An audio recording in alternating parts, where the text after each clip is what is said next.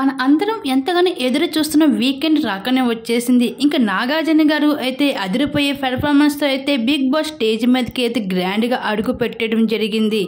అయితే స్టార్ మాల ప్రోమో చూసుకున్నట్లయితే Telugu big boss season 9 మొదటి వారం వీకెండ్ అదిరిపోయే పెర్ఫార్మెన్స్ ఎంట్రీ ఇచ్చిన హోస్ట్ నాగార్జున గారు ఈ వారంలో బిగ్ బాస్ హౌస్లో కంటెస్టెంట్ చేసిన తప్పులను నిలదీస్తూ ఉన్నారు. అయితే ఈ వారం ఎక్కువగా అయితే మర్యాద మనిషి అలాగే సంజన గారికి ఎక్కువగా వార్నింగ్ అయితే ఇవ్వడం జరిగింది గట్టిగా హోస్ట్ నాగార్జున గారు.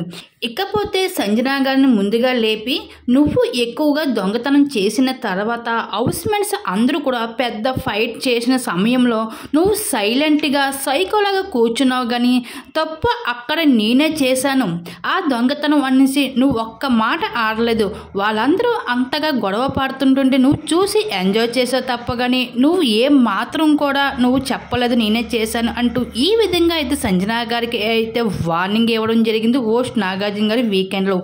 అలాగే ఇంకా ఇక్కడ అయితే మర్యాద మనిషికి కూడా ఫైర్ అవుతూ రావడం జరిగింది.